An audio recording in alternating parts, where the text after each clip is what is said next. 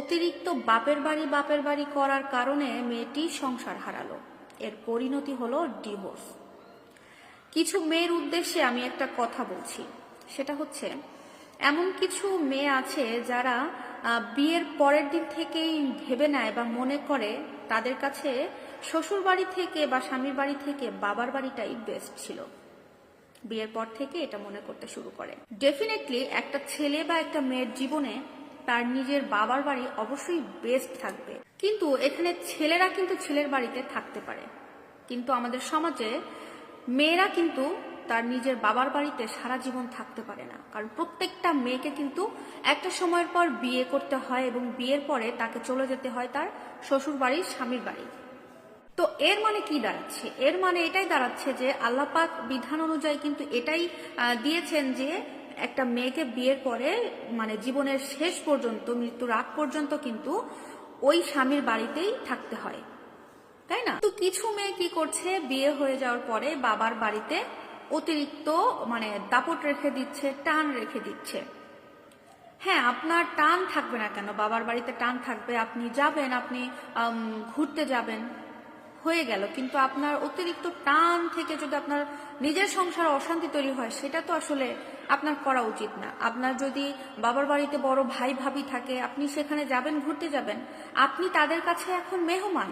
বিয়ে হয়ে যাওয়ার পরে একটা মেয়ে কিন্তু ভাই ভাবির কাছে বা বাবার বাড়িতে একটা মেহমান হয়ে যায়। কিন্তু অতিরিক্ত টান এই জিনিসটা কিন্তু থাকা একদমই মেয়েদের জন্য খুবই খারাপ একটা বিষয়। বিয়ের পরে আপনি যদি আপনার বাবার বাড়িতে আপনার ভাই ভাবির কাছে গিয়ে 1 মাস থাকেন, মোটামুটি ঠিক আছে, তারা বিহেভিয়ার ঠিক রাখতে পারবে। কিন্তু আপনি 1 মাসের জায়গায় 2 মাস 3 মাস থাকলে কিন্তু তাদের বিহেভিয়ার অটোমেটিক্যালি চেঞ্জ হয়ে যাবে। ওই বাড়িতে যারা থাকবে আপনার সাথে কিন্তু কথা কাটাকাটি হবে বা আপনার সাথে তাদের কথা মিলবে না, মতামত মিলবে না, সেখানে কিন্তু তখন ঝামেলার সৃষ্টি হয়ে যাবে। কিন্তু কিছু মেয়ে কি করে থাকে, বিয়ের পরে বাবার বাড়িতে প্রচুর টান রাখে, মানে বারবার সেই বাবার বাড়ির এরিয়াতে গিয়ে ঘুরঘুর করে দাপট রাখতে চায় বিয়ের পরেও। এমনকি তারা এমন ভাবও করে যে তাদের হাজবেন্ড সহ হাজবেন্ডের যাবতীয় সমস্ত কিছু নিয়ে এসে বাবার বাড়িতে তারা রেখে দিবে। এরকম ভাবও কিন্তু কিছু মেয়েদের মধ্যে পাওয়া যায়। আপনারা আবার কিন্তু আমার কথা মুখ থেকে কেড়ে নিয়েন না, আমি কিন্তু সব মেয়েদের কথা বলি নাই। আমাদের সমাজে কিছু কিছু মেয়েদের এরকম ঘটছে এবং আমরা চোখের সামনে সেটা দেখতে পাচ্ছি, তাই আপনাদের সাথে শেয়ার করা, যাতে অন্যান্য আপুরা বা মায়েরা বোনেরা এই ভুলটা না করে থাকে। আমাদের সমাজের যে নিয়ম, সেই নিয়মটা তো আমাদের মানতে হবে নাকি?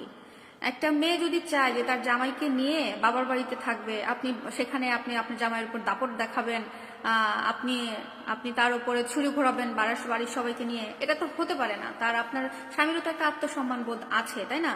আর সেও তো চাইতে পারে যে আপনাকে নিয়ে তার বাবা মায়ের বাড়িতে থাকবে। এটাই নিয়ম। একটা মেয়ে তো বিয়ের পরে তার স্বামীর বাড়িতেই মৃত্যুর আগ পর্যন্ত থাকবে, এটাই কিন্তু হয়ে আসছে বা হবেও। যেটা নিয়ম সেটাই তো হবে, তাই না? আপনার যদি এতই বাবা মায়ের প্রতি টান থেকে থাকে বা বাবার বাড়িতে টান থেকে থাকে, তাহলে আপনি বিয়ে করলেন কেন? আপনি বিয়ে না করে আপনার বাবার বাড়িতে থেকে যেতে পারতেন। তারপরে আপনার বাবা মা তো চিরদিন বাঁচবে না, মারা যাবে। মারা যাওয়ার পরে আপনার ভাই ভাবি থাকবেন তাদের সাথে, দেখবেন ভাই ভাবির ব্যবহার কতদিন আপনার কপালে সয়, ভালো লাগে। তখন বুঝতে পারবেন আসলে বিষয়টা কি। তখনই বুঝতে পারবেন বিয়ে করে বাবার বাড়ি না থেকে বিয়ে করে শ্বশুর বাড়িতে স্বামীর কাছে থাকাটাই সব থেকে ভালো। তো শেষ পর্যন্ত একটা কথা বলতে চাই আমার বোনদেরকে, আপনারা যারা বিয়ের পরেও বাবার বাড়ি করেন, তাদেরকে বলবো প্লিজ আপনারা তো বিয়ে পরে বাবার বাড়ি করিয়েন না। কোনো লাভ নাই, বিশ্বাস করেন, কোনো লাভ নেই। কারণ বিয়ের পরে একটা মেয়ে সত্যিকার অর্থে তার বাবার বাড়িতে একটা মেহমান ছাড়া কিছুই না। সো নিজেদেরকে বোঝান, নিজেরা একটু বোঝার চেষ্টা করেন। যেটা আপনার আশ্রয়স্থল, যেখানে আপনার মৃত্যুর আগ পর্যন্ত থাকতে হবে, সেখানকার জায়গাটা আপনি একটু সুন্দর করে গুছিয়ে নেন, ভালো থাকবেন, অবশ্যই ভালো থাকবেন।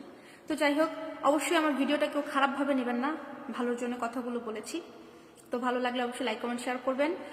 আর মোটিভেশনাল কথা এবং বাস্তব জীবনের গল্প শুনতে হলে আপু পেজের সাথে থাকবেন। আল্লাহ হাফেজ।